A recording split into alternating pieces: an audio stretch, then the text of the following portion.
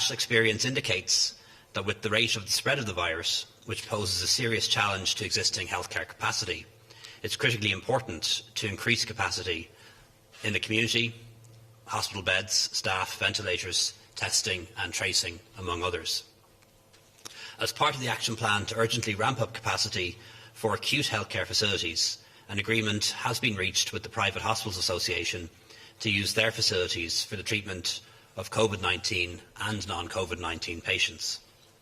The plan is to use private hospitals as part of the public system as a partnership on a temporary basis to provide essential services.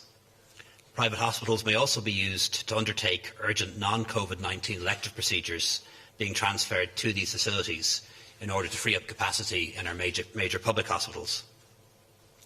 The private hospital sector in Ireland is made up of 19 hospitals and has an estimated bed capacity of just under 2,000. Inpatient beds, 600 day patient beds, 47 ICU beds and 54 high dependency unit beds. So that's roughly 17% of the capacity of the public system, which is approximately 11,000 inpatient beds and 2,300 day beds. The private hospitals also have 1,000 single patient inpatient rooms, which will be very useful for isolation, and the sector has 194 ventilators as well as 9 laboratories, which will all be available for our use. This additional capacity will be critically important in dealing with the pandemic. The heads of terms of agreement, which provide for an overarching framework until final contracts were agreed with individual hospitals or groups, has been agreed with the private hospitals. Under the agreement, the HSE will secure 100% of the capacity of private hospitals. The private hospitals will operate as public hospitals for the duration, treating both COVID-19 and other patients. And all patients treated in private hospitals under this arrangement will be public patients. The private hospitals will be linked to hospital groups within their region. Payment will be on a cost-only open book model, whereby the hospitals will be reimbursed for the operating costs properly incurred during the period. And the costs that are covered will be limited to the normal operating costs of the hospital. Since the rationale for the arrangement relates to the COVID-19 epidemic, for which nobody can provide a definitive time horizon, it's not possible to indicate the precise cost at this stage. The final cost will be verified by an independent firm of accountants, and there will be an arbitration mechanism in the event of any disagreement. Private practice-only consultants who carry out work for the private hospitals will be offered a locum type A contract for the duration of the arrangement, and under this contract they'll be covered by the state's clinical indemnity scheme. They'll be treated no more nor less favourably than type A consultants already working in our public hospitals. Any private-only consultants who do not accept this contract will be unable to practice in the hospital for the period of the emergency. Under the arrangement, the state will indemnify the hospital and clinical staff against any medical negligence claims arising from and incurred during the duration of the emergency. It will also cover the hospitals for public liability insurance, and this will be arranged through the State Claims Agency. The arrangement will be in place for an initial 3-month period, with an option to extend it after that on a mutually agreed basis. I particularly want to thank the private hospitals, their management, board, shareholders and staff for signing up to this agreement in the national interest and for the common goal of containing the coronavirus. Finally, I think it is important to be clear what's happening here. This is not the nationalisation of private hospitals. This is a public-private partnership, expanding our public health service in response to this emergency, but also cooperating with the private sector, GPs and nursing homes and pharmacists, all of whom are private contractors, medical devices companies, pharmaceutical companies and PPE manufacturers. This is the private and public sectors tooling up and growing together and working together in the common good. Also, the Minister and I had a good discussion about how normal healthcare needs to continue during this period. This emergency could go on for weeks or months, and during that period people will get strokes, they will get heart attacks, they will develop cancers, they will become ill just as they do any other time of year in any other year. And it's really important that as far as is practicable, normal healthcare continues, both emergencies and also urgent cases. and routine monitoring. So we'll be working closely with the HSE to make sure this happens, and also we'll be able to avail now of all of the capacity of the private hospitals, their scanning equipment, their endoscopy equipment, their outpatient clinics will be available to make sure that normal healthcare can continue, because we don't want to end up in a situation whereby people who become ill for reasons other than COVID-19 don't get their healthcare needs tended to. And this agreement will help us to secure that. I'll hand you over to Minister Harris. Thanks very much, Taoiseach. We've said from the start that dealing with this global pandemic here in Ireland was going to require a partnership approach. It was going to require everybody working together, whether you're the government, whether you're a minister of the government, whether you're a business, whether you're the voluntary sector. And we've seen many examples of that in recent days. We've seen 67,000 people put up their hand. Excuse me. We've seen 67,000 people put up their hand and say they want to come and work for our health service. We've seen our cafe owners and businesses offering support to frontline staff, saying how can we provide them with meals. We've seen our postmen and postwomen volunteering to help older people. And we've seen so many people come together and say, I want to help, that Ireland is going to actually pull together at this time. And today we see another example of that partnership. We see the partnership between the private health sector and the public health sector at an extraordinary time of national need. So I today want to just sincerely thank my department officials, the HSE, and the private hospitals and the Private Hospital Association for their extraordinary work, particularly the very intensive work that was undertaken over the weekend period to bring us to this point. I also want to thank our doctors, our consultants as well. They've made it very clear to myself, to the Taoiseach, to all of us in government that they want to see as much capacity as possible made available to look after patients, as many ICU beds as possible, as many ventilators as possible, as many isolation rooms as possible. And at no point have they sought to do anything throughout this process other than help and be constructive. And we're conscious that there are 500 additional consultants currently working in the private health service. That's a massive increase in doctors that will now be working with us day in, day out as we engage in this national response to COVID-19. This is roughly a 17% increase in our capacity. I mean, that's what it is. It's a very, very large increase in capacity for our health service. And crucially, whether it'll be enough or not is going to depend on the actions of all of us as individuals. So I'm always very, very, very conscious that any time a government makes an announcement, I hope that announcement helps provide reassurance, but it should never provide for complacency. It should never take away from the key public health messages that you, watching this broadcast, are far more powerful than your government in terms of responding to COVID-19, because the actions you take in your home, in your family, are actions that can help slow down the spread of it. Just briefly want to also comment on the issues relating to nursing homes. As you'll know, today I met with Nursing Homes Ireland to look at how we can support the nursing home sector. Last week, the Taoiseach announced, on the basis of the advice of the Chief Medical Officer, very significant measures for our whole country. And this week, we want to look at particular sections of vulnerability within society. And that includes our nursing homes, and it also includes other long-term residential facilities. How can we support them in terms of their staff, in terms of how they care for their patients? How can we care for the residents there? And crucially, what do we need from them as well? It is a cause for concern that we've seen so many clusters of infection in nursing homes. And tomorrow, the National Public Health Emergency Team, chaired by the Chief Medical Officer, will bring forward recommendations for us to consider in relation to what we can do to respond to infection and to the virus in the nursing home sector. And just the final point I want to make this afternoon is in relation to the issue of the modelling of this virus. As you'll know, I'm fond on occasion of using Twitter, as is the Taoiseach. Twitter is not the best place, though, for people to be modelling how the global pandemic is going to go in Ireland. It's quite important that we have our modelling done on the basis of mathematicians feeding into with public health experts. And as many of you will be aware, we asked the very eminent Professor Philip Nolan, the president of NUI Maynooth, to chair our modelling group. And what we've decided to do today is that Professor Nolan, at the Chief Medical Officer's press conference, will update the public on how we're getting on in relation to the model, what we're likely to see in the coming days, and what we all try to have to work together to achieve. And we're going to do that on a weekly basis as well, so that rather than kind of just putting our finger in the air and people wondering is this progress or not, we'll actually have a factual basis insofar as you can with this evolving virus. And I think that will be helpful in informing people of how our country is doing, but equally where our country needs to get to in terms of flattening that curve in the coming days.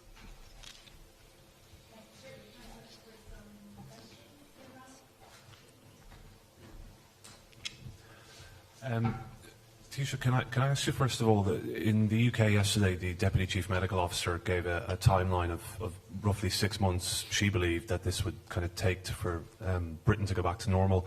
Can you give the Irish public any sort of timeline or indicative timeline as to when we might start to return to normality in this country? As we enter the third week, people perhaps would appreciate some guidance, or as much as you can give on that. And secondly, if I may, to the Minister for Health, has there been any consideration given to incentivising Irish companies to produce PPE so that we don't have to keep importing it from China? This is obviously something that's been raised considerably in recent days. Thank you. Yeah, to be honest with you, we don't know for sure. You know, this is a new virus, and you can only be so much of an expert in a virus that's only been known to the world for 3 or 4 months. And some of the estimations and assumptions that we might have had 2 or 3 weeks ago are different now, and they may be different again in 2 or 3 weeks' time. But what is going to happen this evening is Philip Nolan, who's heading up our group on modelling, is going to speak at the press conference tonight with the Chief Medical Officer, and the idea is that every week or so the model will be updated, and that will be shared with the public, because we want to be as transparent and as possible. But in being transparent, we need people to understand that by putting information out there, and we want to put all the information out there, it may turn out to be incorrect, and you'll just have to bear with us on that in many ways, or it may change over time. Certainly what the UK is talking about, and I think what a lot of people around the world are talking about now, is that there will come a point after the epidemic has peaked and the number of new cases starts falling, when we will start to ease the restrictions, and then we'll have to see what happens. So we won't be in a situation whereby I suddenly go on TV and make an address to the nation and say everything's going back to the way it was on the 11th of March. That's probably not what's going to happen. What is likely to happen is that the number of new cases will continue to rise. We'll reach a peak. Hopefully it'll be in a few weeks' time and not in a few months' time. The number of new cases will start to fall, and we'll reach the point where we can start to ease some of the restrictions and then see what happens, whether the number of cases starts to rise again or not. We see in China, where they've started to ease restrictions. Restaurants are open again in Shanghai. Schools are being reopened in some places in Asia, where they haven't seen an increase in community transmission. But they are seeing cases imported from overseas. So we're going to have to see how this goes over the next period ahead. But the thinking at the moment is when we get beyond the peak, when new cases start falling consistently, that we can then ease the restrictions and then see what happens. But we have to be careful about that too, because the risk is if you just reopen the restaurants, then all the restaurants might be flooded, or you know what I mean. So you get the idea, but that's the current way of thinking. But that could change in the next few weeks or months, because we're all just still learning about this virus. On the issue of the PPE, as you'll know, the first flight arrived back from China yesterday. There's 9 more flights due to arrive here in Ireland between now and Wednesday, including one today. So that's welcome news. I don't think we should underestimate the significant achievement that it was for Team Ireland, and I mean that in the broadest possible sense, in terms of securing this personal protective equipment at a time when there is a global shortage. We saw Aer Lingus, the flight crew, the Department of Foreign Affairs, our diplomats, the Chinese ambassador here in Ireland, the taxpayer obviously, and the HSE all contributing. And I know it was a source of relief and I hope reassurance to frontline workers that we saw the first of many flights arrive here yesterday. You are right though, both here in Ireland and at a European level, work is underway to see what more can be done. The last teleconference I was on with the European Commission and European health ministers, there was a very active conversation about how we can look at using all of the capacity across the European Union to produce as much personal protective equipment and ventilators in the European Union rather than having to go abroad. The IDA and Enterprise Ireland are also talking to companies here in Ireland who believe they can produce some, but speed is the key here. We want to obviously get our hands on as much as is possible, as quickly as possible. And certainly China was able to provide us with a very large quantity relatively quickly. But we'll continue to work with everybody and anybody that can help provide any form of equipment that we may need in the coming weeks and months. I should as well just pay tribute to some of the companies that have already changed their production lines in order to respond to the needs created by this emergency. So you'll be familiar with O'Neill's in the north, who are now making scrubs rather than GAO jerseys. There is a PPE manufacturer in Limerick making masks, and lots of them. Medtronic in Galway is really upping their capacity to build more ventilators. And also, for example, Pernod Ricard, Middleton and Cork, I understand, is turning some of their alcohol production over to making hand sanitizers. So there are good examples already of companies that are responding to the need and the challenge, and we're keen to work with companies who can do the same or do more. Taoiseach, could you give us an update of what this week is going to look like in terms of government formation talks and when you expect a government to be formed? Indeed, who are you going to reach out now that the Greens seem very firmly set against going into government? How are you going to fill that 8 to 10 that you were talking about last week? And Minister Harris, we've seen photos from the site of the National Children's Hospital today that work is continuing there. Does that work need to continue? Well, it may be long-term essential. It doesn't seem like short-term essential.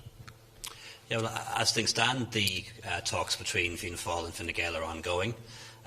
Both parties are producing a document, if you like, and we each have to go back to our parties and back to our reference groups and parliamentary parties with that. That work is going to happen this week. I would hope that next week it might be possible to agree a common framework document which would sketch out how a new government might work. It won't be a programme for government. It would be a framework really dealing with how a Fianna Fáil Fine Gael government might work. When we have that agreed by the two parties, hopefully that's possible next week, we would then need to reach out to a third party because everyone has agreed that for a government to work, for a government to last until 2024 or 2025, we will need a third party.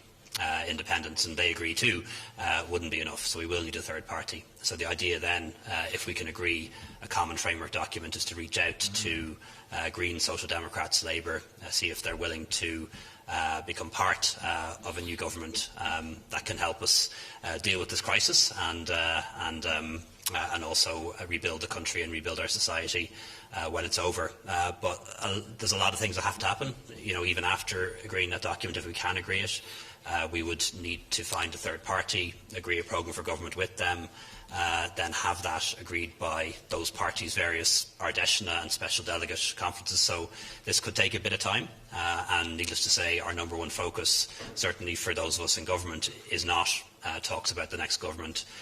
It's making sure that we get through this emergency in as good shape as possible, both in terms of protecting human life and human health, but also jobs, our economy, livelihoods, so that we can bounce back quickly.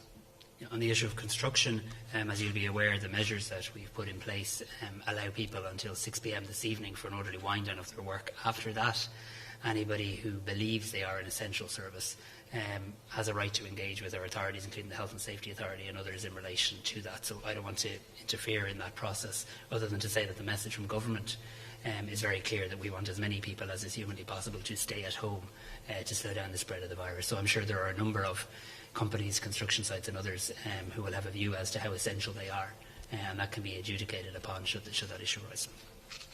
Just one query that has kind of come up today, and I just would like to put on the record, there has been an issue around childminders in the home as to whether they are deemed to be essential workers, and they are. There's no such thing as no risk. People who are working in our retail sector, people who are working in distribution, people who are working in health service are all taking a certain degree of risk in continuing to work and continuing to engage with other people. But we do have a lot of people who are working in our health service, working in transport logistics, working in medical devices, working in all of those areas that we need ticking over, and they are often reliant on a childminder coming into their home. And we would encourage those childminders who are available and willing to work to continue to do so, so those professionals, factory workers, retail workers, transport workers are able to do their jobs. Thank you. Two quick questions, please. Firstly, just on the deal with the private hospitals, is there any indication for when this new deal will come online? At which point do you start to use their capacity? Because I'm not sure if there was a date mentioned there. And also, Taoiseach, you just remarked to another question that there won't be a big bang moment where everything goes back to as it used to be. That will be a graduated thing, but that it will only be after the peak of the cases. Given what the HSE has told us yesterday, can we take it therefore that the current escalated measures will continue beyond the first 2 weeks and are likely to go into weeks 3 and 4 and 5? I can't answer that now. That's going to depend on how things develop over the next couple of weeks. We are seeing some evidence of a slowdown in the rate of increase in new cases, or as a former occupant of my office might say, the rate of increase is decreasing. But it is too soon, I think, to make any judgment on that. And I'd rather leave those calls to Professor Nolan and also to the CMO tonight. Sorry, the first part of your question was? It doesn't all happen immediately. Some will happen in the next couple of days, by the way, but there are 19 private hospitals, and some of them are parts of groups and some of them are individuals. You know, the Bon Secours is a group, the Mater Private is a group, some are individuals. I know that some will be seeing patients within the next couple of days. Others might take a bit longer because each individual private hospital group is a company in its own right, and their boards and shareholders may have to make decisions. But I understand from the last meeting we were in that at least one of them will be taking patients as of tomorrow. Yeah, I think that's definitely right. I mean, you'll certainly see public patients using private hospital facilities this week. I suppose just from a kind of process point of view in terms of what happens now, all of these hospitals will now operate for the duration of this agreement as part of the public health service. So the local HSE hospital group will now be able to decide what to effectively do with the private hospital within their region, or the private hospitals within their region. And as the Taoiseach was saying earlier, in some cases that might mean them doing some of the regular health service work that we are keen continues. In other cases it might mean them looking after people in emergency situations as heart attacks or strokes. And in other cases it might mean them being used in terms of their ICU capacity and their isolation capacity to help us through COVID-19. But it will now be a matter of the HSE looking at the assets effectively that it now has within its control for the next 3 months and deciding how best to use them.